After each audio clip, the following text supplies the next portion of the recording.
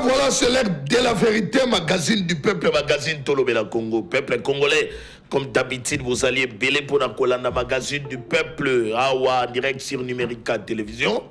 Merci na équipe technique, on va aller toujours au forêt au moulin, voilà, pour permettre que nos téléspectateurs va éclairer dans ma madali kolekana ekolo République démocratique du Congo, oyo bande ko ba uti kotika biso encore toujours des morts.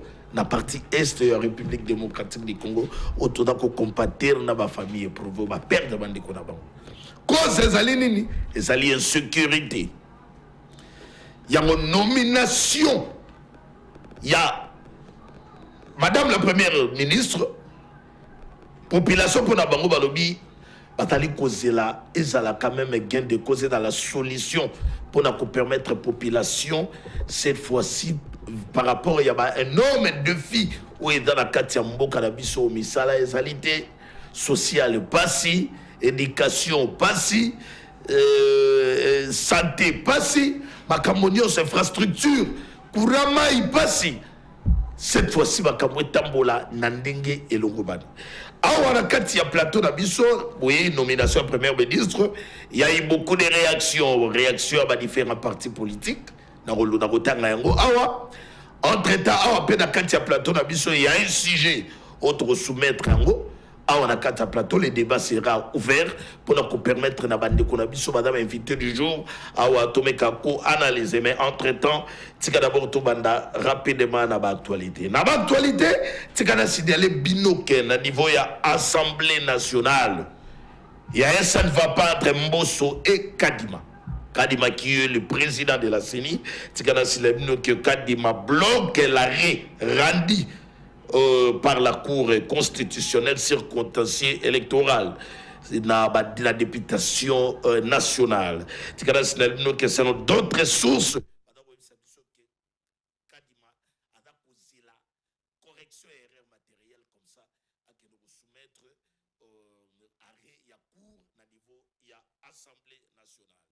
Déclaration des députés nationaux invalidée par la Cour constitutionnel collectif il y a des députés après ça il a communiqué là bas députés ces députés qui se disent injustement invalidés lance un vibrant appel au président de la République afin qu'il s'implique personnellement pour corriger les erreurs matérielles pour un retour aux résultats publiés par la CENI.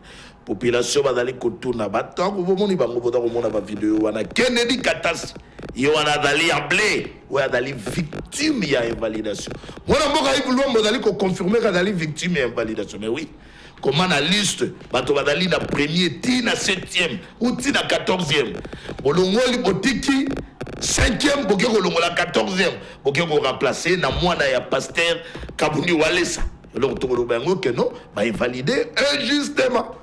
Il y a un monde collectif où badako singa na mokonzi mboka Félix Antoine Tshisekedi a s'impliquer parce que bato yo badali na bamongo na bango badali ko kende toujours to ebi tendance ndenge mboka na biso etambolaka ngamoto na dénoncer ki makambo ya détournement te ezali ba ONG. Voilà, Kennedy Katasi population badana simana yo balobi cette fois-ci vigilance badali kolande la lisu likolo ya lisu pe badako senga na mokonzi mboka ke soki ba valider candidature na mandat na yo et que ça vraiment réellement état de droit todali koluka et que ça la tout le monde yango pene pa na yo et surtout que batonyo so badali ko douter na ya cour na itali bongo makambo ya tous la ba corriger matériel pour que population base à la soulager pour bakindaki ko porter ba voix na bango et pas ya bateau ba pona ki bango et ko senga teke lobi bateau ba poni ba ya ko tia na bango bateau mususu. Kennedy Katasi on a la confiance il y a population courage na combat na yo message et comme les populations ma réaction il y a différents partis politiques na o itali bongo nomination il y a Judith Tuluka PPRD pour la bango balobi Ferdinand Kambere secrétaire permanent et PPRD, a lobby que la première ministre est obligée de siffler la fin de la récréation. Dans le second mandat, Félix Antoine Tshisekedi, je crois que tant on a quelques réactions à différents partis politiques, après on a directement la réaction à l'invité du jour. INC, le secrétaire Billy Kambali, appelle la classe politique, les forces vives et le peuple congolais à soutenir cette grande dame dont la nation attend les réformes courageuses et surtout le rétablissement de la paix dans l'est du pays. Jean-Pierre Mbemba souhaite tous ses vœux de réussite à Judith Siminua pour cette tâche lui est confiée par le président de la République. Nini Ototali Kozele Panaye. Tika très rapidement, Lélo Nakatia Plateau, nous sommes avec Maître Gauthier pour les comptes ACP, Serge Taboko pour les comptes Yalamouka, Maître Patouben pour les comptes Ensemble pour la République, parti cher Moïse Katumbi, na Cédric Biengele pour les comptes AFDC, parti cher Yabati.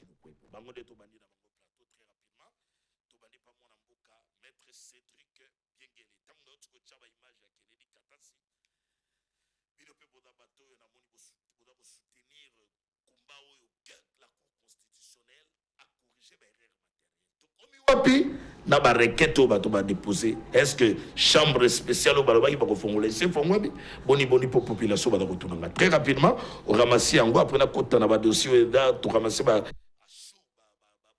à chaud ba question d'actualité pour te comprendre la sujet du jour ou ya nomination ya madame la première ministre. Merci ndeko Lomba bote na ba ikomo ba nyonso ba likolanda biso et puis bote na wa embo ekolo président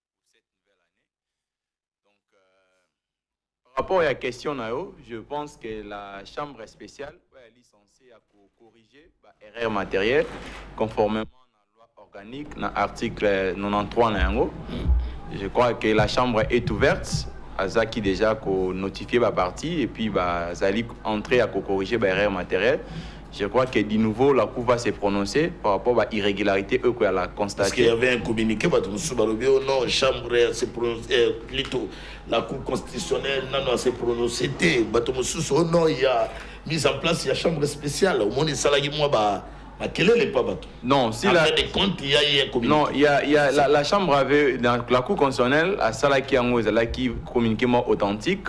Mais sauf qu'on ne pouvait pas ouvrir à tout le monde. Parce que l'erreur matérielle est constatée dans le cours constitutionnel, au Bazaki pour clamer provisoirement. Très bien. Au cours constitutionnel, à prononcer qui va monter dans la liste définitive. C'est ça qui va concerner pour avoir erreur matérielle. Ce n'est pas question de moto à 4 ans qui n'a pas élection, au CENI à Pokama qui était provisoirement, il peut saisir le cours constitutionnel pour avoir contentieux en matière de rectification de erreur matérielle. Raison pour laquelle, pour que CENI à ça la brèche on a battu sauté parce qu'il pouvait recevoir des requêtes et belé. Raison pour laquelle ça qu'on a moins l'ombre vraiment qui limité. Donc la chambre était ouverte et puis ils sont entrés à examiner cas par cas. Je crois que dans peu de temps Tokozwa va arrêter ou il y a la rendu de nouveau dans niveau de la cour constitutionnelle pour les corrections matérielles. Très bien. Na conseil à Vandeko Kennedy la patience. Cela n'empêche pas que ce sont des acteurs, il faut toujours faire la pression à la cour constitutionnelle pour que ça la en na moins rapidité pour que pour permettre à l'Assemblée nationale de mettre en place un bureau définitif. Merci mon avocat. Rapidement la sujet la nomination à madame la première ministre Judith Toulouka au peuple congolais. C'est pour la première fois tous maman à la tête du gouvernement et puis surtout à l'IPEC ressortissante et à Congo central. Na moni réaction de Belé bino na de ces réactions samedi. Non, biso to aki bato ya liboso lingoma politique na so AFDC na mongongo ya président na son AP autorité morale le professeur Modeste Bat a remercié qui d'abord madame Judith Toulouka na accession na primati parce que c'est du nouveau depuis accès na biso à l'indépendance en 1960 jusqu'à ce jour la République démocratique du Congo on n'a pas connu premier ministre dame. D'abord c'est un honneur parce que le chef d'État a prouvé à suffisance tant Walbaka était ali patron peut moto ali ko défendre la masculinité positive, qui comme un slogan pour certains. Lilo a matérialisé à Ali Longonia. Et puis, on a d'abord apprécié les profits de la femme. Parce que Ali Moto Ali va maîtriser Belé. Ce n'est pas une dame ramassée. C'est une dame inintellectuelle à haute partie. Et puis, il y a haut vol. Donc, parce que sur Tali Parcours, elle est d'abord fille ministre et à plan. pour dire que gérer ministère et plan, c'est pas facile. C'est gérer la République dans son ensemble, parce que c'est les plans pour les définir. Ça va grande question de la République. Très bien, mon avocat. Voilà. C'est quand on signale dans les téléspectateurs que mon collègue a lobby. Madame la Première ministre, Judith Toulouka, qui n'a pas de siège de permanence. Il y a eu de ça. Augustin Kabouya. D'ailleurs, la polémique est salami, mais comment, pourquoi, à quel moment le secrétaire général il y a eu de Augustin Kabouya, elle est aussi de l'IDPS, ce n'est pas mal et tout ça. Je crois que malgré la régime, il y a des émissions dans l'image, quand même, il y a différentes descentes à Tamboulaki, mais néanmoins, nous allons avancer. Pas que nous avons Maman Marthe qui s'en poisson de diction. Entre-temps, Barbara Nzimbilobi Bayambagi pas mon confrère Israël Moutombo pour y a lobby nomination à Madame la Première ministre, il y a Bengi Angwa lobby dans le populisme. Pour s'attendre dans le comme voter. Rapidement, qui n'est pas mon amboka Serge Taboko. Très content pour Yambayo. Réaction à Binopé à la Mouka, monité malgré la moni, il y a PPRD partout, mais Bino réaction à Bino à la Mouka. Monité pour la première fois dans l'histoire, il y a Congo, tout soit maman comme première ministre. Réaction à la Mouka. Merci beaucoup d'abord pour l'invitation. Maître Ngaï, comme d'habitude, je remercie Nzambé. Grâce à Inde, tous amis, tous alliés, Namboka, Union, à tel ou comme côté Zali Simba. Donc, tous les indicateurs sont au rouge, tous au Bunda. Na bolingo na nzambe nde tozali pambate bande ko bazali ko kufa mikolo nyonso lobi susu na beni babumi lisusu donc lisumu biso tosali kapo toza ba congolais osena kembango par rapport na préoccupation na yo d'abord na ko pesa mama na mbote po azali ekila mwa nzambe azali Congo ndeko la biso ya mwasi congolais to pe azali congolaise mais kotali sai ke ndeko if tant tanga ki ba kelasi tozaki pena bande ko mosusu basi bazaki maele koleka biso. Alors ceux qui nommé Moutou na poste de responsabilité, ça c'est pas un problème. Mais c'est un gars rappelé que pour na bandeko bazana pouvoir les lois en particulier bandeko IDPS na bandinga ba union sacrée, c'est du cosmétique. C'est-à-dire c'est juste pour na ko c'est-à-dire balingi ba makamoko ya ko populisme. Populisme. Ça dit que dans le fond, il y a rien. Et donc, on a besoin. Moi, les ana débat, on a mis Kolo, on a dit que on a mutama ele azara avocat nanga. Banda Congo banda, banuma mona, on a appris de changer. Ce qui m'a nommé moi, c'est tout ça, batoloko là. D'abord, maman pour la première fois, na yo qui intervention, moi batinde la kinga sagi na top Congo. Vraiment, c'est un dehors de la plaque. Luka émission à Salaki, puis bandeko défendre autant la limite ya maman na bandeko elingo bateke sur le plan intellectuel elle est nulle mais problème c'est que nous sommes dans un système depuis 60 c'est un système de prédation alors si on continue un système wana tala par exemple maman bazaiba autre mona ina ba plateau minene na ba débat et c'est maman na loko nazo représenter na parce que c'est un système où efandi wana il y a même des conseillers na mboka na biso par exemple mona tam sous directeur à cabinet conseiller na chef de l'état aza ko peser ko le quand même un ministre ba conseil musuku bagende ko signer mais ko participer na ba conférence bagende ko signer mais ba contrat mususu na kasi olanda par exemple ndeko biso vide ti manto pe sembote ndeka bande ko solo la lobi que non tout ça soki boye biso ne to saka masolo nyos sécurité za maboko na biso wana conseiller nzo bande sécurité za maboko ya ministre intérieur na ministre nani ya défense na ba service mususu de temps ozo ka baza ko bisa conseil azo biso ne to saka masolo nyos bon wana dalaki premier mandat ou eza second mandat et na ninga na pesa ko talisa yo na série ya Kabila awa kulutu na biso muzito baboto la esenyanti mwilanya na mande ko peser ko leka ko ba premier ministre est-ce que vous comprenez ezali na ba réunion musuku to selo ba information to bande ko ka to bite so eza solo ki okomona kulutu muzito abengi boye ba mende les autres ba ko ya na bango te bango batetaka pas directement la Kabila yo zo représenter le côté vous comprenez ndenge to vandi bonde ko soki Sama Lukonde il représente quoi liboso ya ministre wa finance wana yo so mona taba to ko la premier ministre marche ba to lo baka Kazadi. Est-ce que vous comprenez? Donc c'est ça la réalité. De l'Ingo Bakena Congo, parce que en politique, il y a la différence entre les postes politiques et les pouvoirs politiques. On peut te nommer, mais tiens, on sait, on vend du l'étiquette. Au monde à Masolo, par exemple, tu es un directeur à cabinet.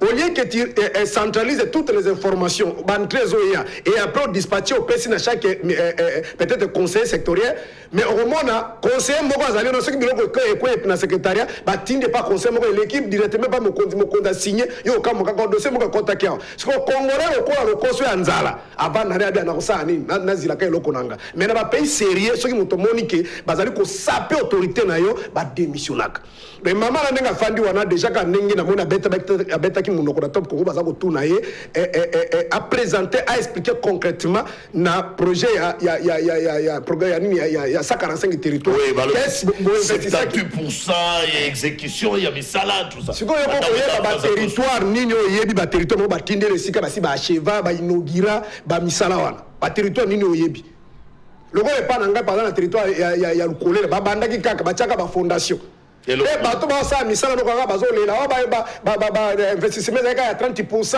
et tout ça préfinancement 30% tozolela eloko moko te de maman beti munoko bande ko ba Christian bazo tout na ye maman toza concrètement qu'est-ce que vous avez pu faire eloko te on mais je vous donc bref bato balandaka na kasi za ba réseaux sociaux go luka émission na top Congo pona ko lakisa ke okoza lotanga na ba poto mais so ba bua ki yo na yo bien do lakisa do olingo éclairer la population que bilanga ya mama na plan il y a besoin de justifier des gens. Mais il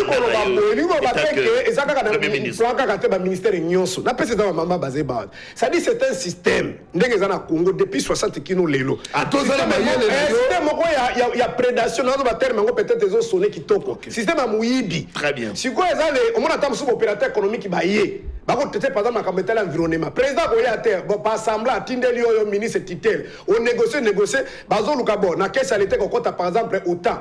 Bon, quand moi lembo babenga ngwe lembo sala moi signe kuna. Le reste etikali mokonza zuya ye yo pozu ya ndambo ba conseiller bazu ba ngonda esa le makabongo. Da to une intelligence na yo okosa eloko mokote. Ngaba na botama na vandi mingi na province Équateur na territoire lokole na mona ka banzete ndenge likaka. Bana na botama mona ka likaka. Mais soko ke kuna okuta bato avanda kana baba.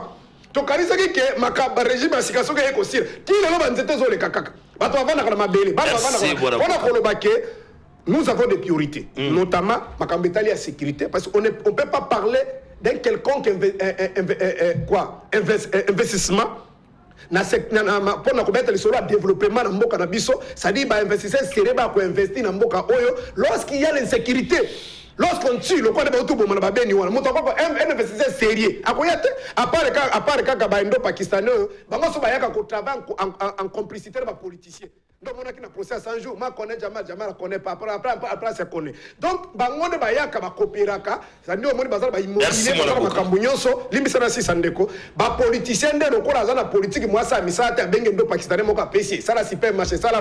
Ce qui est donc, ils sont là. Mais les investisseurs sérieux ne viendront pas. Ma compétence sociale, parce que par exemple, ma sécurité, c'est une guerre de complicité. Maman n'a pas et ça d'abord domaine, il y a collaboration entre Yéna, na Premier ministre, pardon, Yéna président de la République et bien sûr, Conseil supérieur de défense et pays alliés. Il y a des gens qui ont dit ça. Tant que Botindi ba armée, Botindi ba teni. Non, même le régime à Félix, pas encore comme il attend Kabila. Oh, Batenia, Bakuta, sur le 23. C'est comme une dengenine. Vous voyez, ça ça.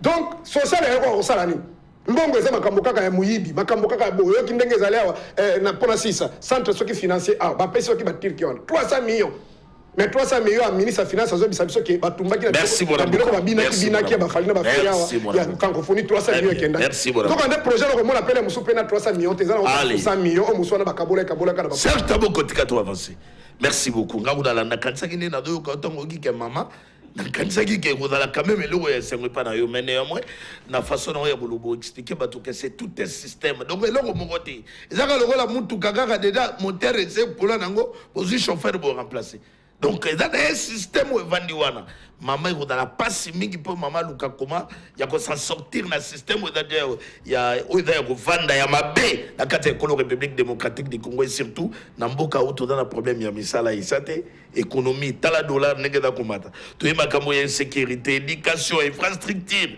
mai passi na justice tala te bato na cour constitutionnelle. Ok, qu'on a boué, mboka mobima, mandele kaki erreur matérielle, toi da manda erreur matérielle. Bon, donc on a monté wapi. Voilà, tikato qui n'est pas rapide, mais pas mon amboka mettre côté son papa. Toujours habillement à Félix Antoine Tshisekedi. Très content de voir mon amboka mettre côté. Merci beaucoup de autour d'un plateau Mboté. Je pense que nous devons faire un bon devoir pour sauver la République. Très bien. Nous n'avons qu'une seule république, on va vivre mieux et pas nos qu'ailleurs. Il y a un moni, surtout au coup de travail, Serge Taboko, va réfléchir à la République. Alors, la haine, toi, tu haine, tu as réfléchir à côté. Nous sommes tous obligés de dénoncer les détournements. Je vous ai dit que dans le mandat de 5 ans au chef de l'État, je serai un gardien de dénoncer tous les mafias, tous les mauvais systèmes, nous allons dénoncer. Très bien. Pour accompagner les chefs de l'État et la Première ministre. Nous n'allons pas ici qu'on se mette qu'on critiquer, alors que nous ne nommons même pas des jours. Mais les critiques et fouillants de gauche à droite, on ne sait pas. On fonde la critique. Vous doutez. Vous doutez de la capacité intellectuelle ou vous doutez de la capacité managériale. Or, pour qu'on raconte des soucis intellectuels et managériels, il faut accéder à la priorité. Sur base de résultats. Voilà, sur base de résultats. Voilà, c'est là où nous allons critiquer. Nous allons. Est-ce que Maître Gauthier, malgré Malobé, n'est pas là, mais si on a le charisme, on va être déjà, on a une nomination au bout. On a le charisme, juste quand une interview devant la presse. Charisme, on a un boutiste, on a charisme, on a éméré Patrice Lumumba, balobi qui a un second mandat Félix Antoine Tshisekedi et surtout bino bolingi to lobelate makamugena mandat Souka. Bon. Quelque part, est-ce que nomination à Madame la Première ministre Judith Toulouka, est-ce que donc ça espoir de la population? Bon, moi, je pense que Ndego Yves, espoir de la population, ici, total est là, comment la ligne de conduite est mis. Moi, je pense que la dame, Maman Judith, comme elle a été nommée, juste toujours accompagnée. Oui. Tu peux essayer 3 premiers mois, au moins 100 jours. À quoi que c'est la priorité. Et d'autre part, moi je pense que maman il faut abimana corps et sentiment à côté de Moussala parce que voilà tout lieu de Pessaï. Non, pas tout lieu parce que à côté de Moussala maka j'ai été me servir de voir qu'il y a quelqu'un qui n'a pas de s'appeler. Ayama qui a quelqu'un pas Kabouya lobby après maman Marthe. Non, ce sont des erreurs que nous devons éviter de go. Comment Kabouya? Non, ils se sont pour aller faire quoi? Aller faire quoi? Pour le moment maman il faut zonga penda de réfléchir dans une charge à la République. Il doit axer les programmes du gouvernement. Na rencontrer sur la population. Tant que tu Premier ministre le Condé. Moi je l'ai vu à une santé madame. Oui. À titre de l'an à 27. Écoutez, à 28. Oui. Le Premier ministre, alors le Premier ministre à titre de 28. Vous pensez qu'il y a ta banana à Boti, va faire comme Premier ministre. Il a échoué lamentablement. C'est le Premier ministre qui a lamentablement échoué. Et je ne veux pas qu'il tombe dans l'hypothèse de maman Judith. Maman Salah Moussala a rencontré Dollar et Kita, société la population. Et ça a vraiment rencontré au fond, Biloko Olia et Kita, les investisseurs Bahia, pour que les pays. Maman, Augustin Kabouya. Notre maman, aïe, l'invité a remercier le secrétaire général. Moi je pense que ce n'était pas opportun ou utile.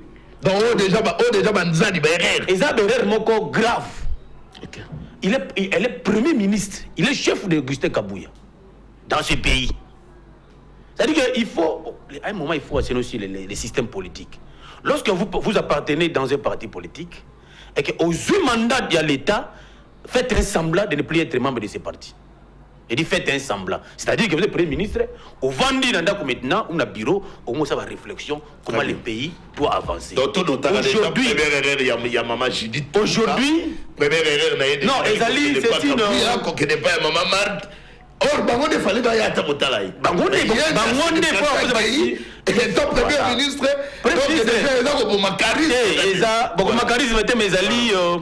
Un premier raté, je pense que Maman Gossal est fort à Bongissa. Il y a un Premier ministre, à la casquette Premier ministre. Nabiso, n'a pas parti politique, il faut te la civilité, parce qu'il y a un Premier ministre de notre pays. N'a pas ce conseil à accès priorité dans 100 jours de l'Okomoko. Social. Parce que l'on va y là. Non. Tout qui est dans la sociale, il faut les aider comme Matendeko Yves Luamba. Lorsque c'est Maman Bongo, $100 pour sa provision, et aussi mal sous-souté. Et nous sommes au pouvoir, nous devons dénoncer, aider le pays à avancer. Merci. Moi, je pense que, devant tout ça, retour de tout ça dans le plateau, il faut dire à peuple au centre de nos actions. Très bien. Et vous avez intérêt pour nous. Très bien. Mais bateau baolo bageda populisme mon konzambo kasala qui comme Adali champion en masculinité positive. Non. Et ça une erreur. Non neko Yves. Donc côté wana. Ngai et ça nga passe. Devant les Congolais nalandi. J'ai suivi la dame que vous avez cité le nom à la télé. Oui, Barbara Nzimi. La dame nous fait croire que Namboko va interpréter Jean de Kabilate. La dame nous fait croire que dans ces pays, on passe à un extraordinaire. On accepte, mais on ne va pas les sauts de pouvoir. Le régime d'avenir pour d'abord dictateur. Non, non, plus si, que même le régime de le plus dictatorial au monde, c'est le régime de Kabila, monsieur. Naïeb à l'époque, au Tambola la victoire, na Rompangaba, on voit qu'on va tout Yves Lomba, téléphone de Nakati. C'est un régime qu'on ne peut pas aujourd'hui, le régime de Kabila, de donner les leçons de morale. Madame devait arrêter encore l'occasion de se taire. Moi, je pense que, bâtir Madame Premier, moi, je ne vois pas le caractère du genre. Je vois, c'est une personnalité qui a des études, qui a Azar Mayele, a travaillé pour l'intérêt de la population. Je pense que ça sera mieux. On a critiqué le populisme. Où est le populisme ici? Allez, merci beaucoup. Peut-être moi, je suis en train de regretter, peut-être on a perdu encore. On avait perdu 3 mois pour avoir aujourd'hui un Premier ministre. On va encore perdre 1 mois pour avoir les bureaux définitifs. On perd encore 1 mois pour avoir les nominations. Il y aura encore 2 semaines de remise et de prise, 1 mois de recommandations de cabinet. Ça dit que nous risquons de faire presque une année. Une année presque, une année. Une année presque sans rien faire. Sans rien faire. Or, ici, nous devons attaquer l'utile. Voilà. Utile maintenant. Très bien. Les institutions vont en place. Le gouvernement provincial va en place. Les assemblées provinciales vont en place. Pour que Mbouka Tamboula, l'un est Tamboula. Allez, merci. Pour le moment, tu vas faire Merci, mon avocat. On a qu'à faire courante. Les gens ne vont pas marcher. Très bien. Tu dois mettre partout bien rapidement. Champion en masculinité positive. À Sali Chouanaye. Après, si nous maman à la tête, il y a la République démocratique du Congo. Tango yo moni mama moni na molimo ya ba Kimpavita, omoni na molimo ya Etienne Tshisekedi wa Mulumba, omoni na molimo ya Emery Patrice Lumumba pour relever les défis parce que les défis sont énormes. Namboka oyo bodo muna dollar ko mata se ko bata. Ba emploi passe makambo bele mo na kana bata su ko répéter. Quel espoir na maman wa télévision à la tête ya Congo. Merci ndeko Yves pona ko bengi sangal sous na plateau na yo na pesi mbote na baninga tuza ko partager na bango plateau moko. Merci David. Mbote pe na baninga so bazan ko landa biso en direct na Numérica TV. Ndeko Yves oyebi ici na koloba j'engage d'abord moi-même. Koloba était pour moi, je veux féliciter d'abord depuis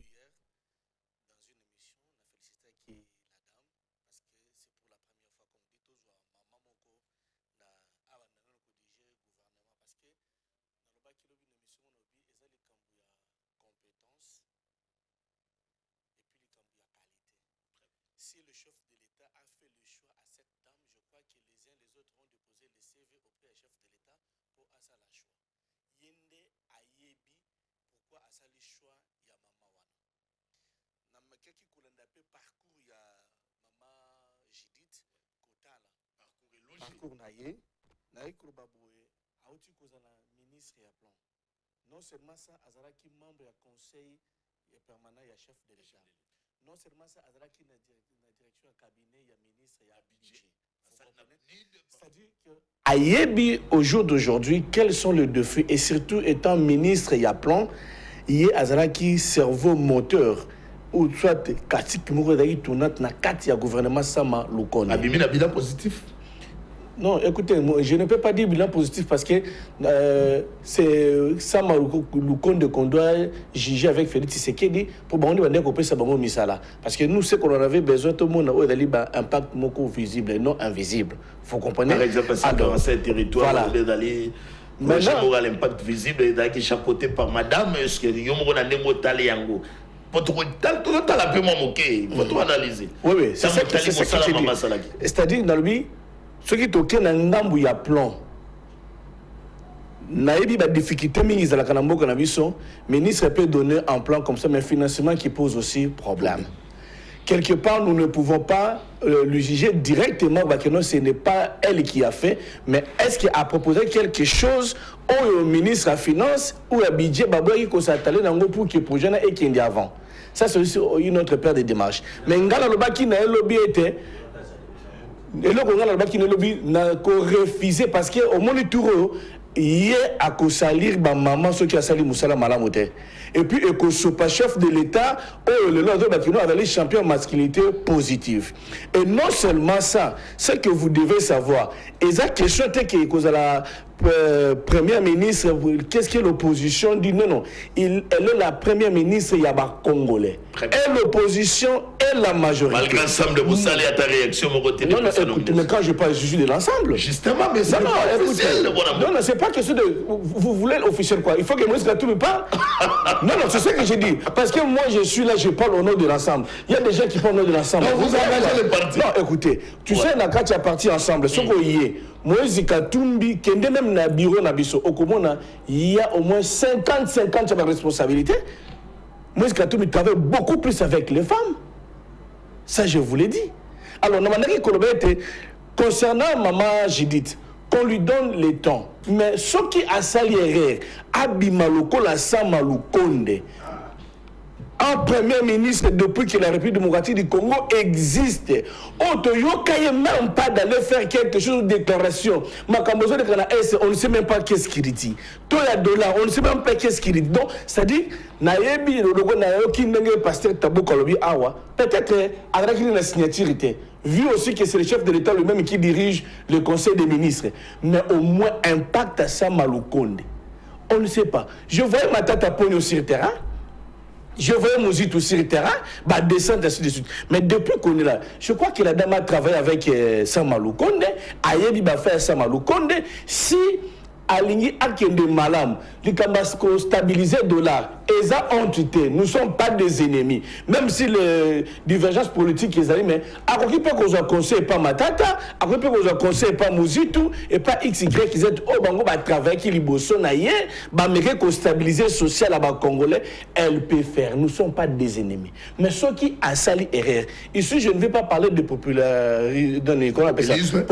non. Mais ici, donnons-lui la chance à Salanam, total, à Nengani Nakosala.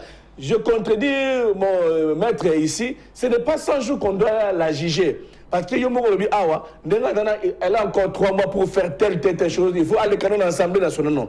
Moi, je pense qu'on lui donne. Oui, mais au moins pour moi, oui. Voilà. Donc pour moi, je préfère à outil dans ministère il y a plan. Et ça ministère qui cerveau dans 4 il y a gouvernement. Ayebi plaque tournante, comment ça s'est passé. Donc, ce que veut dire, c'est Félix, c'est ce qu'il devait nous dire. Voilà la personne qui connaît au moins les meilleurs. Non, je dis, Félix veut nous dire. Voilà. C'est-à-dire qu'on peut s'habituer. Et non seulement ça, avec un membre IDPS, vous comprenez un peu. Donc, cette fois-ci, on doit voir le slogan, le peuple d'abord agisse sur le terrain. Non, c'est-à-dire que non, la première ministre, c'est-à-dire que Azam montre IDPS. Mais première raté de Tolobi Awake, Naka Mouye, Azam Mokonzumune, na niveau, qu'on s'est rabaissé, net au monde qui, Bemba, Mboso, même ça, Malukonde, Bahati, Lukobo, qu'on ne tient pas maman, tu es donné au Kédokoluka Poste, Nini. Mais voilà, aujourd'hui, ça tourne. Il peut aller directement dans ma Cambona. Tu vas aller faire quoi chez Augustin Kabouya? C'est Augustin Kabouya qui l'avait proposé chez le chef de l'État. Il y a qui remercier, ou bien Maman Marthe, qui n'appuie, il y a bénédiction, il y a qui remercier. On ne sait jamais, mais Aza déjà Mokondi Nakati Mboka, elle ne doit pas faire des histoires là. Voilà la première ratée. Alors, pour le moment, tu Mekiko Sungaye, Akinesu n'a pas raté, on a témé, Abanga, Kubimaloko, la Samalukonde. Très bien, merci. Et surtout dans ces pays, dans les oppositions, dans les pouvoir, nous sommes focus. Maman, makambo kene liboso cette fois-ci développement en boka makambo dollar et kita to lingi sécurité si la kata dala ba défi ezali na dotala mamba na tali mama na yokimawa donc ki mona mboka certes boko penenga zuma loba par rapport peto yebi comment ba pression politique dans na kata mboka na biso ministre Bovanda boy oyo kuna tala nene mama ye moka tamboli ya kokene kotala secrétaire général d'un parti au pouvoir ce que yebi sanga mama Vandi boy tant que ministre ce qui téléphone de Lili. Donc c'est ça. Toligi ministre Moka dans la charismatique. Et permettre Moka na biso cette fois-ci ma camouflage. Boyete maman, boyete. Mais il doit éviter le favoritisme, voilà. Même le clientélisme. Congolais bazali komi tuna. Tolingi maman ministre azala ndenge nini? Madame la première ministre. tolingi azala ndenge nini. C'est-à-dire population demande ya population pour convaincre la population pour saler la population tolingi azala moto ya lol azala mokonzi ya ndenge nini. Faut to réfléchir. Alors on appelle ta botala azala mokonzi lokola sama lukonde. Elle doit être disciplinée. Donc on peut ça maloba. Allez noter. Les là vous allez mission pour elengi et puis vous retrouvez même ma papier. Vous tala pe na kata gouvernement sama wana. Nanda boyi kozonga de net ba kabulo adalaki technocrate ba che wana na sport. Est-ce que tu conseilles ba songisaye? Allez, fais ça rapidement. Maître Cédric Biengene. Très bien. Mama Judith Tantuluka. Azala ndenge nini face à énorme défi dans la carte Congo et surtout dans la pression politique, dans la crise, dans la passe mboka au misala et date bon ba défier l'équipe. Maman koki kozala ndenge nini. Azala ndenge nini. Selon vous. Bon, d'abord, Ndeko Yves, n'a rappelé les Congolais depuis 2006, depuis tout ça, pour l'amitié, Lelo, en 2024, la République démocratique du Congo te connaître au moins 7 premiers ministres. 8e Ezali, Madame Judith Tuluka. Maintenant, il y a ce qu'on appelle le tourisme dans l'avenue Roi Baudouin. Dans le point où il y a le premier ministre. Mais nous avons quand même connu secteur Bonser. Entre autres, j'imprime plus Bavalé et Matata Pogno, et puis na Ndekonabiso Adolphe Mozito. Na kosenga pena madame actuelle. Na kosenga na madame actuelle parce que na batu faut pas total ba point négatif. Aussi total ba point positif. En mécanant ko imprimer, qu'est-ce que Mozito a fait pour na ko éliminer ba dette extérieure et puis ba dette intérieure. Qu'est-ce que Matata a fait pour stabiliser les cadres macroéconomiques? D'abord, qu'est-ce que Matata a fait pour stabiliser les cadres macroéconomiques? Ce sont là ce que moi je peux demander à madame. Et non à la touriste, dans la maison, à Baudouin, à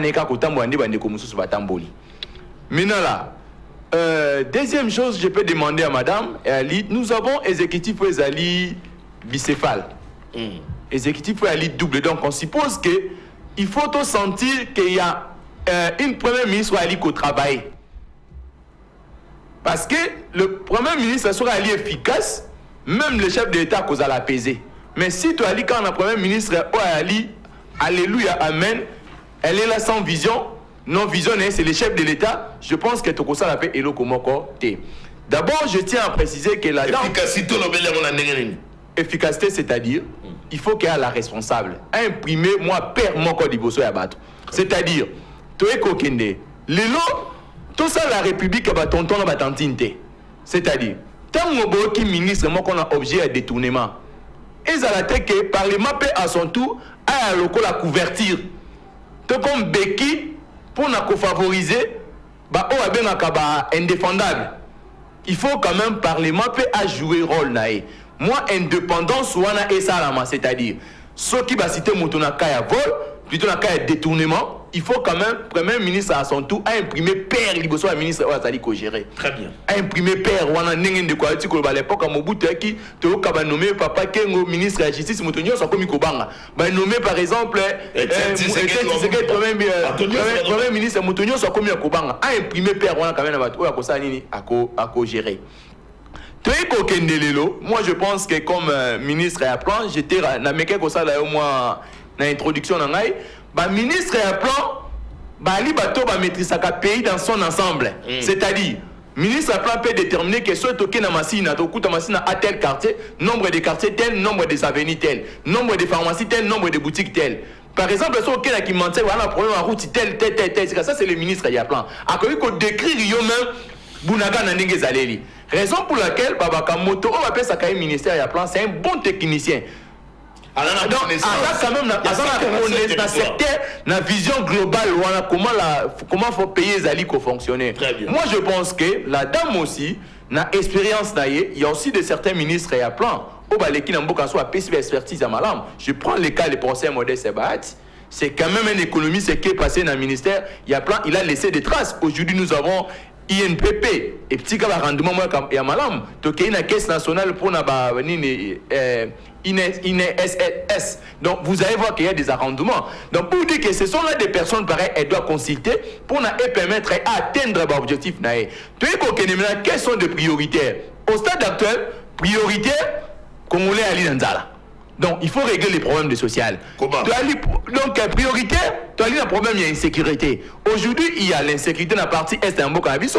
Même dans la partie ouest aussi, il y a l'insécurité. Quand l'autre parle du phénomène Koulouna, tu veux qu'on parle de ça fait partie toujours en Mboka et l'insécurité en Mboka. Maintenant, aujourd'hui, ça demande une politique globale et puis une politique claire où il y a une vision globale pour mettre fin à la biloko wana nyonso wana.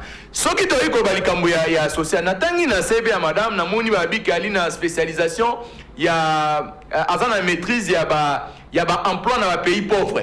Comment créer l'emploi? Oui, je crois. Aujourd'hui, nous avons une jeunesse. La population congolaise dans son ensemble elle est composée, la majorité sont des jeunes. Les jeunes représentent au moins 75%. Maintenant, la majorité des jeunes sont des chômeurs. Maintenant, quelle politique d'emploi madame a défini pour mettre fin à problème de chômage et toucher les jeunes? Tu es comme maman. La majorité des gens sont tokoli na maboko ya maman ane koteka fufu, ane koteka masangu, ane koteka boye. Quelle politique madame peut mettre en place pour rendre la femme autonome? C'est-à-dire moi autonomisation. Ce sont des grandes questions aujourd'hui pour régler les problèmes de la Congoman. Et puis il y a encore un élément autorité qu'on mettre de côté. Aujourd'hui, moi je pense que pour la réussite sociale il faut qu'on impose l'agriculture obligatoire. État d'urgence agricole. C'est-à-dire toutes les provinces, il faut que tous les gouverneurs il faut monter à présenter une politique sur l'agriculture de la province. Ce sont des cas où quand même Maître Cédric Benguele.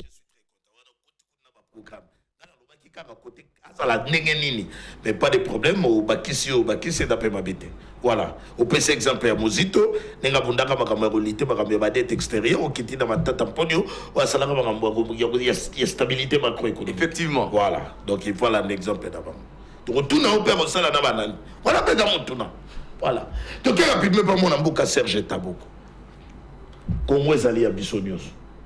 Attends, Kabila Tchagi la mettre plutôt Félix Antoine Tshisekedi Tchagi mettre en ligne d'abord opposant va consulter bango mais on konzambo kana pouvoir discrétionnaire naie et puis Adali champion et à masculinité positive à sali choix naie ezama bete to bunda pona mboka mama ko ikosane ba opposant na ne atia attendele ko maboko oh to mona il va répondre que c'était Adolphe Moseto et puis na mona mboka matata Antonio donc Adolphe azaki opposant. Bon, problème est allé, mais il y a ce qu'on appelle des questions existentielles. Moi, je vais vous dire que ata tozaki ata tanga kabila ata biso dolinga kabila temo ça ni yende mutazawa. Vous comprenez? Donc ça ni yende mutazawa. Ah donc ce qui paie les lois on dit dans le bataille sur Mobutu n'a jamais gagné les élections en 65 mais lorsqu'il a réunifié le pays situation comme Mobutu pour ta question que ça qui a Félix on habité tout gato et là on dit tout gato lo aga bagara coutume que ça ko panzana na ça ni mais il a quand même pu faire ce qu'il a fait mon ndenge bato et moka lo bakaki il a sacrifié sa jeunesse mais il a réunifié le pays bato ba bine là ndeko loko ya malamu yango même mbongo akendaka plus loin biki même dans les mal le BP sorti mais ngana tala que awa les bien ko sorti awa mais tala les lois mbongo rejoindre ngai donc la pesi papa mbote atabali ko bundisa mais yeba que il y a des millions de Congolais bazali simano parce que l'élite ça c'est une élite noble un combat noble to osala ngote pour luka musala osala pour na souci ya mboka. Alors par rapport na koko zwala moi ko répondre au muke na sengela bato ba yeba bo eza na machite to koko sala ce qui to tie ba règle il y a ba règle il y a gestion moderne et ça le maka partout même là moi le dans Sénégal na uti ko zo mbati nga image moko ake prestation sermé déjà l'habité ce qu'ils allaient et imaginez l'élection c'est ministre qui le 24 mars ba nommé déjà mais est-ce que ba na guerre té est-ce que ba otonga déjà ba tramba otonga makambo makambo ko avancer ta la vitesse mais est-ce que ba to ba ko kufa ba to ba na tenter ko nommer gouvernement parce que bazo banga so ba nommer gouvernement opposition ko ba bien aussi gouvernement bimi ensemble ils déjà ko ba ki bo moins de ce qui est escamouche pour attaquer si ko ba banga eloko wana té problème est zabo. Dans le but de la gestion moderne, ils ont d'abord pour gérer société. À part espace géographique, territoire, tous allés dans l'autre yebi, malgré ça, sous ça, 445 000 km, déjà ndambo, il faut qu'il y ait une population ça bango. Ça c'est la gestion moderne. Tu peux pas gérer les gens au bangote. Si vous avez une identification à Congolais, tu comprendre que Kenga Kaisaka qui n'a pas qui est makamba fidèle. Parce qu'on a besoin de tricher, parce qu'on a identifier biso, parce qu'on a un problème na moment de l'élection, il y a un nombre exact ya na kata fichier. Alors bande ko linga fichier za mobulu na comprendre que ezalinde elengi ya classe politique. Parce que na uté la même semaine passée batinenga image oyo papa Etienne Tshisekedi bande ko babile bonhomme là zo bana Kabila. Les bonhommes là il navigue à vie. Il n'a même pas une vision. Vous savez, nous sommes dans un pays où il n'y a même pas la carte d'identité. Alors comment tu peux gérer? Nous, dès que nous sommes aux affaires, nous allons d'abord commencer par le recensement. Connaître le nombre de Congolais, le nombre d'étrangers. On n'a pas été séqué, bateau tient dans l'image. Mais t'as là, bateau, ça plus de 5 ans. Mais il nombre de Congolais. Ce qu'on a dit, c'est que chômage. Toi, on va quitter mon dengue. Combien bazan? Il m'a peine de fixer ça image à l'obaka pétang ba Kabila. Abinde tozana ko ba biloko to ba bakana lo kuta même nous ba Congolais ba yebi bango. Image la semaine pe do bandawa. D'abord à instruire déjà la 20 pays. Vous en amenez. Bon, problème est alité. Parce que comme ils bon alité. Il y a mis balé zali qui à part identifier bateau, au bureau retourne de Kwazulu bana ba incantation parce que dans la gestion moderne de Kobiengel, dans la gestion moderne ils ont d'abord une vision. Moni na tant vous en libanda masolo vous avez une vision. Pendant la campagne au vendre vision on a so ba sombi yango ça dit pe pandémie yango au transformer on ba bengaka programme de gouvernance. On se comprend bien projet de société, programme de gouvernance. Et programme de gouvernance, ils allaient tabler dans l'état et dans l'espace. Et vous avez ce qu'on appelle des priorités, en court terme, à moyen terme et à long terme. En dehors de ça, il faut avoir des ressources. Parce que quand on a Yale aussi, ici, dans la Sorbonne, intelligence, n'a papa. Est-ce que c'est globe intelligent? Par exemple, entre nous, kurutu lokola batundu wana bakurutu ko bala memende baba mukula mpombo otali mais soki ba vandi boazo sala ta débat na mindele okanga no miso oyebi ki ozana kimia mais tala bango siko na gestion dans la J match de terrain ba caméra wana ezo mona ki na posete ombongo ke ya market sa bazo tambara ba dollar ba market ese ma yellow caméra za kanango tokoloka makambo ndenge wana oba sombeli bana soki ba lopango mona ndo ayebite est-ce ko mona makambo ndenge wana. Donc, il dit que le problème à Congo, ils ont dit que les têtes aux banques, ils ont professeur na universitaire. Oh, imprimer le chef de l'État, diplôme, ceux qui à quoi Kabona na FCC cash. Donc, il dit que il y a un problème sur. Alors, tant que nous avons un programme et nous avons vendu le gouverner dans un programme agricole. Oh, le gouvernement, ceux qui n'ont pas sanitaire, ils ont sur la carte union sacrée. Parce que l'opposition basalité. C'est-à-dire que vous avez ce qu'on appelle la vision, plan directeur, il y a vision générale, il y a plateforme, il y a parti nabino, vous allez soutenir, il y a président de Babataki campagne. Chaque gouverneur, l'émission de chaque gouverneur a portionné na projet basali na ngona bi le quoi par exemple ma sécurité et sécurité au état national parce que nous avons des compétences aux relevées dans le gouvernement central na niveau provincial ngai siko sengena sala boy au tali makokino ndoko ba ko répondre siko awa ba to basali ko naviguer à vue. Et ce sont quand des courants. Tu vois, là, je peut-être, tant que nous avons une contradiction, nous avons mettre partout dans l'ingaka mingi. Mais c'est pas mis ça qu'on tambola, na le quoi, monsieur, tu vas dire tambola. Monsieur, azo tambola, qui pas répondre à ma population, azo tambola pour la qualité à campagne zoya, pour mobiliser déjà la population, moi n'enga kitaka. Pour moment à campagne, bah donc ça va image wana. Est-ce que vous comprenez? Monsieur, toi qui par exemple na terre, à côté bilo ko ba sok ba pesa ki ba soda na ba boutique. Est-ce que ça sanctionne nan? C'est-à-dire qu'on a tambola za ko tambola kaka. Allez, on ko tambola ezali malamu, on ko va na bureau za mais problème ezali appel kana besoin à mon ba résultat. Et ce sont pourquoi ndeko nanga. Si quoi en réalité système ndenge ezali imprimé na ndeko na biso na pesa ki exemple ba conseiller, otala ki ndeko conseiller moko na o ba ndeko loba ba zo négocier ba corps ainsi de suite. Maman on a pour la qui ça déjà qui a ko échoué. Tala ndenge uti ko kende pa ya Kabouya n'est pas maman. Pour la collecte, source et pouvoir dans sens de reconnaissance. Et c'est une explication, monsieur Ezalité. Tout est bon. Tout est bon. Tout est bon. pesa basani bafilme sikoyo bana bazofilme mama moto afilme te bato bakomisia wana nde bazofilme po boyebake masolo eza awuti awa kamwe baki awa bamoni bato bafilmaka oyaka plein na biso babwaki mpe na réseaux sociaux et surtout kabuya alobaki mokonzi ya moko alobi akopesa biso primature alobi tozala discipline po apesa biso na moma ele moke tokotaki classe conformément à la constitution na biso est-ce oyebi parti politique c'est un fait privé même premier ministre a conformément à l'article 97 de la constitution membre exécutif du gouvernement atalima comme un parti politique akokende kuna kosala nini soutisa po ya kosala pona bato nyonso merci mboto lokola mama tozana respect mingi akotala mama ta msota dimanche amemele mwa pondo atutele na cadre social na cadre familial tokosala ngo débattre moi komi banome mutu ndenge bande ko kotanga babemba na banome il faut les kakura banome il faut les kakura mais il y a un problème merci merci mon ami maman a quoi merci l'état beaucoup merci un jour après nomination à madame la première ministre bala moko teke yango mona mboka akoloba yako tapesi chance ta lobi échec par rapport au système donc rapidement ba mona mboka beta côté souvent makanisi na yo mama il faut azala ndenge nini comme premier ministre ndeko Yves Lwamba on a convaincu na mama ndeko lobi moni ndeko na ngai décidé il faut éviter un certain nombre de comportements lorsqu'il analyse le débat na esprit ya haine o la muka botama na ngo depuis ba créer la muka asa naturellement un groupe ya batamité mara plus kundu quand il vous dit lui pasteur que maman rejoint déjà c'est quel type de décatation ma bébé. Oh, lorsque les prémices sont mauvaises. Non, mais vous vivez dans ces pays, vous devez donner quand même les pays une chance pour les pays avancer. Ici ne sont pas l'église. Non, mais même sur la politique. Mais tu ne peux pas conclure. Ce sont les chiffres. Non, la Bible, quels sont les chiffres? Oh, madame Premier ministre a tiré en place. Mais il a égalité.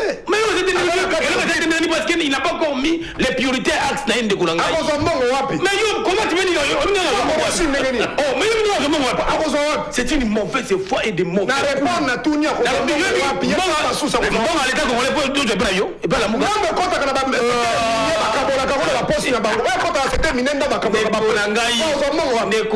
Éviter des conclusions. Yo expliquer sur place à vous en. Dans le Bible, yo expliquer biso. Moi, j'ai dit ceci. Tu peux conclure tant que tu as une introduction. Les prémices doivent être mises en place d'abord, pas tout dans la conclusion. Quand il nous dit, donc il faut Mamaya, c'est Taboko. Je vais mobiliser les recettes. Attendez, sois patient.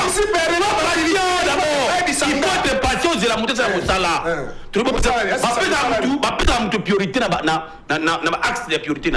S'il a mis un programme du gouvernement à une assemblée nationale, il défend ça. Peut-être que le programme, comment il va avancer. Il va nous dire comment il va avoir les moyens pour exécuter le programme. C'est pas qu'à Tabou dit maintenant qu'il va jouer. Oh, papa Nangaï, sois calmé. On vient de nommer la première ministre. Nous attendons son programme et ça l'a mise en place. Tout en il va commencer à exécuter. Et il va nous dire qu'il a besoin de moyens, à tel côté, et puis nous allons voir comment il va avancer. Ne concluez pas par un échec pour le moment. Oh, mais il faut éviter. Oui. Il faut cette tabouga yebeloko moko. Lorsqu'un premier ministre est mis en place, à ça devient un programme du gouvernement. Là, c'est pour le gouvernement, il définit l'action prioritaire, comment il va travailler. À quel moment l'Assemblée nationale à défendre le programme du gouvernement et à côté en place. C'est tout un document, monsieur. Vous allez voir maintenant comment il va mobiliser les recettes pour exécuter le programme. Très bien. Donc, il faut que nous maman. J'ai dit ceci. À représenter son programme. J'ai dit ceci. Maman va nous présenter le programme. Oui. Mais je le conseille utilement qu'à accès programme prioritaire à deux axes. Premier axe, maman, vendre dans la sociale. Dans la sociale, je sais que c'est un axe qui est très profond, très magasin, mais à Bunda pour que la société quitte. Et c'est la fière pendant Banamboka, une première ministre, pour la première fois une dame, à Salima Lamou, qu'on est capable de Mibali. Et que ça pour nous une chance pour la République. Deuxième axe, maman, vendre sa sécurité. na domaine de la sécurité, maman, Fongola, c'est principe Moko. Il y a exécution de loi de la République. C'est pourquoi j'ai dit ça? Même la peine de mort, on a tout le monde envoyé dans les. J'aimerais bien venir. Ok. Dans le domaine de la sécurité, maman, nous avons la peine de mort qui est là. Vous aurez le ministre de Justice qui sera là.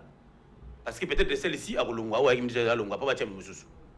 Au monde, nous avons la peine de mort pour que les infiltrés, au Badou Gaba, trahissent chaque jour, bah, Sibir, rigueur de la loi.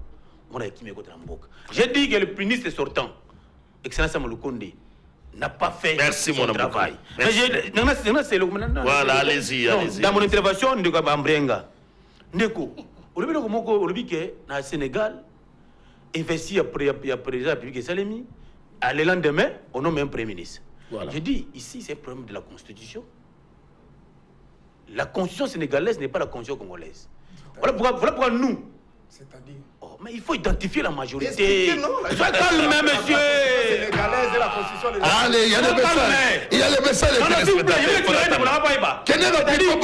Les exigences légales de notre pays, vers ce que le chef de l'État nomme un informateur.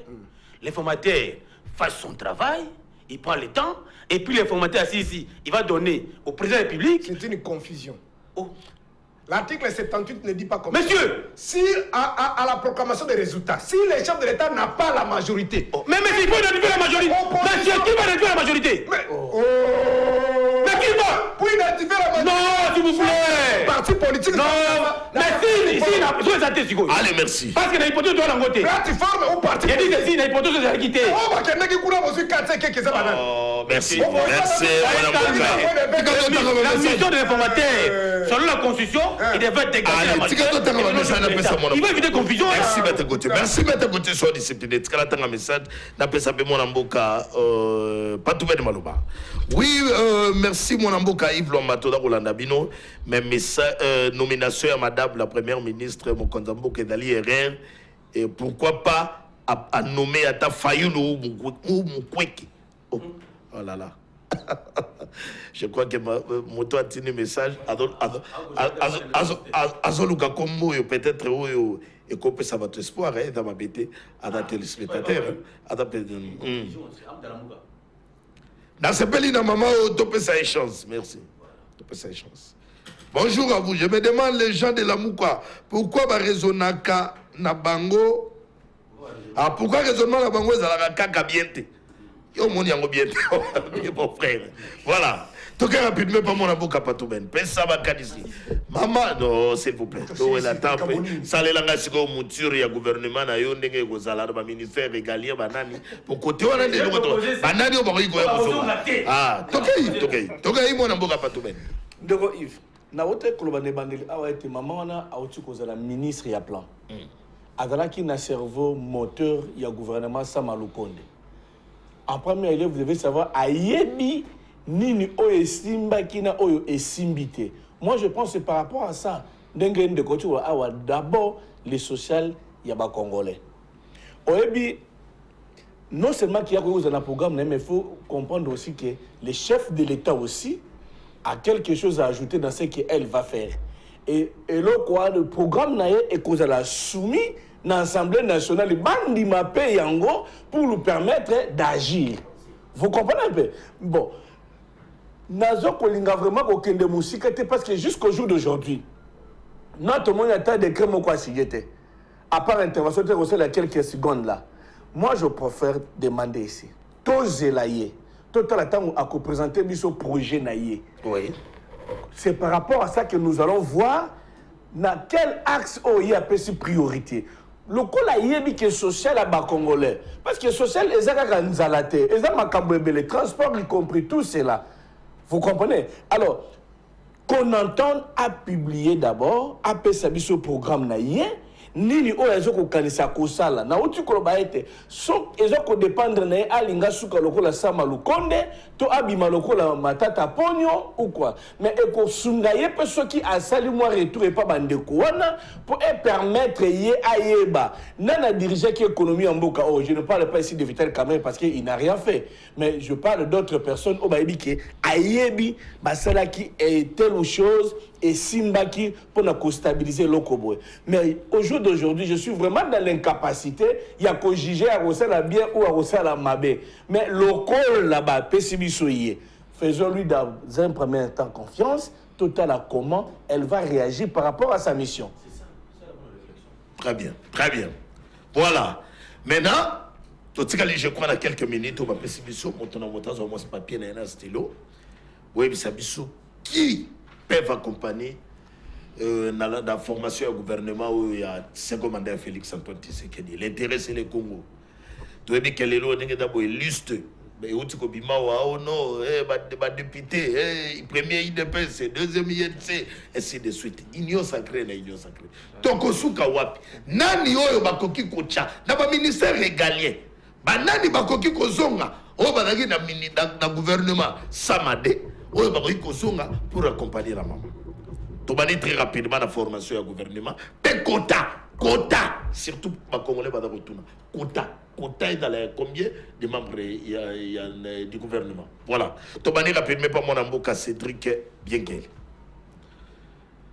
Tu as un membre du gouvernement où il y a Samade. Banane Baroui Kozonga. D'abord, Ndeko Yves, s'il faudra parler dans le gouvernement, dans le contexte de Mboka Nabiso, le gouvernement a dépassé 45 membres. C'est trop. Donc, moi, je pense que cette fois-ci, tout ça a même réduction. Si c'est trop, et sous qu'on a 45 ans, tout est à la nation. Très bien. Faut un peu qu'au va ministère voilà. Par exemple, le ministre près du président de la République. Le président de la République. Oui, quand on a 45, c'est noté. Tout le monde a ministère intérieur. Peter Kazadi, le ministère intérieur, il faut que changer. Changer. Va changer. Parce que Moussa les a mis comme il faut. Nous devons être honnêtes. Parce que ça demande, ça demande quelqu'un moto ali quand même moins maîtriser à secteur. Défense, Mbemba. Défense, oui, le VP Mbemba fait quand même, bref, ça est quand même moi réforme moi quand même là. Au sous PC chance à 5 ans il peut encore faire quelque chose. Mbemba, ok. Ok. Économie. Bon, dans l'économie, c'était un politicien qui a géré. C'était pas un économiste au vrai sens du mot, c'est-à-dire un praticien économiste avant la mot, sentir était. Il faut appeler sentir était. Ouais, donc vous savez non, il peut rester comme député. Ah, comme député. Ouais. L'Assemblée nationale peut couler dans mon étude. La question, on a peu sa réponse. Il y a l'Assemblée nationale. Je vous dis que Tozali a besoin. J'ai suivi la dame. Hein. Oui. Tâche Ali grande et puis défi Ali énorme. Moi, je n'ai pas précisé comment. Moi, si on a une école à Mukoko Samba, une école à Matata Pogno, une école à Mozito. C'est une école où ça a réduction de dépenses. Restriction des dépenses. C'est-à-dire, elle bateau oyo, maintenant elle koya koye bisa elo comment va li bateau oyo, pour ça qu'a plus promotion et recette. Parce que diminuer la recette ba dépenses est inutile. Il faut imprimer la valeur wana. Maintenant pour na concrétiser ça demande un parlement de qualité. Pas un parlement oyo ya service ya politicien to ali koyo ka awa, bato nsu ba cha misolo. Nous sommes promettre aux députés comme ça nous avons émolument à $60,000, $40,000 pour que besoin de service on a péchoir. Moi je pense qu'aujourd'hui c'est pas parce que je suis de l'AFDC, mais je dis que l'Assemblée nationale est qu'on mérité un technicien, un ancien plan comme le procès modèle Sebat. Il a la maîtrise. Très bien. C'est vraiment un praticien, un économiste praticien. L'Assemblée nationale, ouais. Intérieur côté na yoto lukana no moto. Intérieur, il faut pas Lukano Mouto. Défense, oui, j'ai vu quand même, le président Bemba fait quand même. Ouais, donc il faut Luka un technicien. Affaires étrangères. Affaires étrangères, moi je vis plus les chefs de l'État, même comme un ministre. Les chefs président de la République, on aime comme un ministre des Affaires étrangères. Ministre des Affaires étrangères. Budget. Dans le budget, il faut aussi chercher un bon technicien. Un bon technicien. Finance. Finance également. Il faut revoir. Plan. Plan aussi, comme la dame est déjà partie, il faut aussi chercher un bon technicien. Sport. Non, sport, il y a eu des couacs. Il y a eu des couacs. Il y a eu des couacs. Il y a eu des couacs. Il y a eu des couacs. EPST. EPST, il faut qu'on réponde. Tony Mwaba. Non, EPST, c'est. Non, Tony Mwaba. Oui, Tony Mwaba, oui, c'est bon. Il a fait des réformes, moi, Zali, correct. Tony Mwaba, ça va. Tony Mwaba, ba côté Lio. Ba côté Lio. Tony Mwaba. Ba Sengi Ozonga. Ba to ba ko accompagner second mandat. Il y a Félix Antoine Tshisekedi, ba Sengi Tony Mwaba. Très bien. Donc on a Tangi Mwaba ministère Cloyo. Toke Toto Souka dans l'enseignement supérieur. Et su. Enseignement supérieur, moi, une fois qu'il est. Il faut qu'il est. Non, cette fois-ci, je précise. L'enseignement supérieur, il faut mettre les fils maison. Il faut mettre un enseignant d'université. Non, c'est-à-dire non. Non, pas Kaboul. L'enseignement supérieur, moi j'aurais souhaité qu'il y ait des enseignants, il y ait des professeurs sérieux. Et puis compétents. Mais moi je pense que le choix de Moïse Nonsang c'était un choix choix politique avec le sous enseignement supérieur. Les lots même diplôme comme boutique dans l'université Nabiso. Tu es qu'au Kenya à l'université Nabiso. Il n'y a même pas la connexion internet sur le prometteur. Ce sont des histoires là pour qu'on réponde. Merci mon amour. Faut. Entre-temps, ville province à Kinshasa, on peut pas taper à la base, il faut m'accompagner. Ville province à Kinshasa, il faut tout soit d'abord assemblée provinciale à qualité. Président Moko Ali vraiment contrepoids. Et puis, au niveau de la gouvernance. Bon, jusqu'à présent, du content, on a moi, l'alerti, il y a des députés Moko à l'Assemblée provinciale à Kinshasa. Tous les abattoirs déposé ma candidature. Tous les abattoirs déposé ma candidature. Tout le monde a candidature Moko, et puis te proposer mon. Rapidement, merci. Il y a un matin belé, mais tu comptes ça t'as moment de coder minutes rapidement. Donc, moi, pas mon avocat, voilà mon cas, Serge Tamoko. Très rapidement. Donc, il y a un ministère régalien, donc conteste que va na zo bisande ko lobi ke biso to zaka mutema be oyo ki bato bana pouvoir nde bazo boya bato bango moko non mais je donne le droit botika on est que 2 minutes tika apaisez-vous allez-y ndeko bino to ba biso mutema mabe bango moko bazana pouvoir le ba kumisa méritocratie sala oyo bato bauti kosala mais bazoyebisa bino ke basala eloko te fouter na fouter soko tekaka ya te sikoyo tala eloko oyo ezosekisa ngai nayebi teke yo moto olandanga moto obenganga moteya mabe kosekisa mpe yo me baninga nyonso na bafute me moto abi eza kaka bati na mabuke ebele so bato mibale ya tangi wana yo moko na ndako ndenge ofandi wana ese ozali oza convaincu ke aza na raison bati kuna na sena kuna bon na boy nanga kosala ko personnaliser sur un responsable kebi avenir avenir mais tolingi to lobaka na mokuse boye biso bato tolingaka mboka oyo po mboka ekenda liboso il faut vraiment la transparence dans la gestion publique ça dit mon koloko mona un indicateur clé que chef de l'état boyebi salaire na ye boyebi prime na ye boyebi ba faire de fonctionnement bato bazo wolola parce que nous sommes dans la gestion moderne ça dit la gestion moderne bo bazo sala bazali bana misala peuple ndaza souverain ça dit peuple ne mutatie yo mutafuta kayo ça dit transparence dans la gestion mukolo kongolo ko ba salaire ya président oyebi prime na ba faire de fonctionnement ba pesa kaye et souki kino na fonctionnaire ya suka très bien tana lobi déjà on est ba mandat politique aux outils na moto ya suka et l'indicateur à liboso ko ba ke Congo comme ko avancer yango wana ya mibale ya suka une justice distributive justice ko rassurer mututu habite na ko ke ko investir na mboka wana nde ko sala ke ba investir ba ya na Congo ba américain ba français ba mini kaka te ya moyibi kaka te mais ba ya pendo ki ke société bo investir au ta et zuba to na misala les cas contraire bakozongisa kaka miyibi wana kaka opesi matière rétro commission kozala kaka congolais atosali no bapriere changement kozala te merci apesi matière yake kutu kaka na biloko mibale salaire toyeba salaire banda président de la république tina moto asuka et puis tokende na makambo ya justice isili nde biloko wana ndango tute osala choix ya bato ndeko Yves Lomba Serge Taboko c'était pasteur dans son église il reçoit aux offrandes de combien et puis en église offrande dans l'église il est dans l'église vous avez combien par tu es tout d'abord les sérieux comment d'abord la maison oui toi la gestion publique il y a une personne il y a un cas d'image monter contact moi, Gauthier, je soutiens les chefs de l'État à 100%. Justement. Sans aucun intérêt. Justement. Et je suis là pour dénoncer les mal. Voilà. J'ai dit que dans le premier casting de Samuel Konde D, il y a eu beaucoup de ministres qui n'étaient pas à la hauteur. Nous avons nommé M. Kaboul comme ministre des Sports. Foi. Quelqu'un qui vous dit que le bilan, c'est le concert de Fali Poupa. Le bilan, c'est léger de la francophonie. Moi, j'estime qu'il n'a pas été à la hauteur. Il doit rentrer comme journaliste. J'ai dit, un bon ministre, Tony Mwaba, j'ai trouvé en lui des qualités d'un ministre qui maîtrise le secteur. Et Tony Mwaba, aujourd'hui, tout ce qu'il a fait dans EPSPT, et Zali n'a pas pour la bande la bisso aujourd'hui. Je connais la maison, comment ça a fonctionné. Aujourd'hui, il y a du sérieux dans le ministère. Nous devons donner la chance de ces ministres-là. Sans aucun intérêt parce que je n'ai jamais regardé dans ma vie. Mais je vois que Tony Mwaba mérite encore être ministre. Le ministre des Finances actuel, Nicolas Kazadi, n'était pas à la hauteur de gérer ses ministères. Il doit partir, laisser notre ministre. Ça sera bon pour la République. La taille du gouvernement? La taille du gouvernement, je ne connais pas les secrets de délibérer. Mais tu proposes...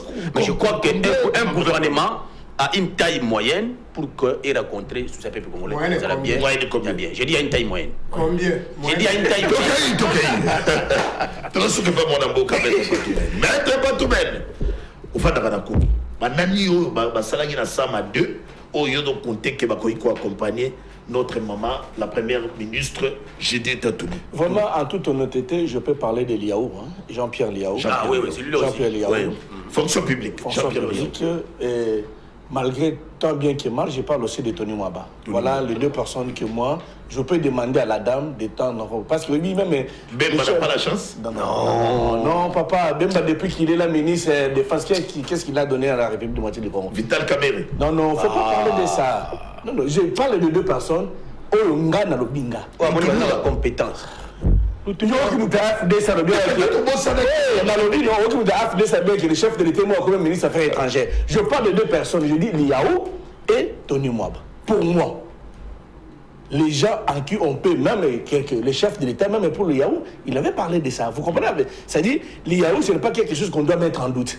Nous avons vu comment la personne a réformé en quand même fonction publique. Donc moi, je parle un peu de décennies. Voilà.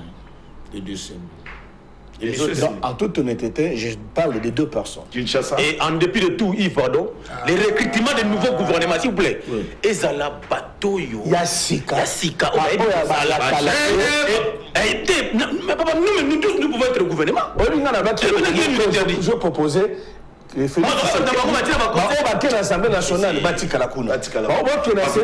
qui est député, qui est député. Maintenant, on prend d'autres personnes. Même si on n'est pas là-dessus, mais on voit quand même Gauthier Bibi, on voit quand même Biengela. Tu vois, ça fait quand même la fierté. Au lieu que Moutouana Moko, il y a un ministre, les qui n'ont commis député. Moi, c'est un suppléant. C'est son député. Non, le gouverneur Kobila fait mieux, mon cher. Merci beaucoup. Non, arrêtez de dire que fait mieux. Merci. Non. Merci. Kobila n'a rien fait. Kobila, aujourd'hui, c'est lui qui viendra après lui. Non. Après Kobila, qui sache qu'il aura un cadre, après Kobila fait beaucoup de choses. Merci pour l'essence élevée. Si le débat aura lieu. S'il vous plaît. Merci pour l'essence élevée. Merci pour l'essence élevée à maturité. Vous avez réfléchi pour les pays. Numérica télévision, la chaîne Yamonene, Madame Judith Tuluka. Voilà. A reçoit tant à Bolanda Bisso à travers Émission Tout le Bela Congo, ils ont fait. Émission magazine Tout le Bela Congo, ça c'est notre contribution. Autosan. Exactement. Soka Yoki Bisso, Ayoki. Soka Yoki Bisso, t'es à l'Andika Kabouya. Ah, on va critiquer. Allez, magazine ici. Merci beaucoup de programme sur Numérica télévision. Merci.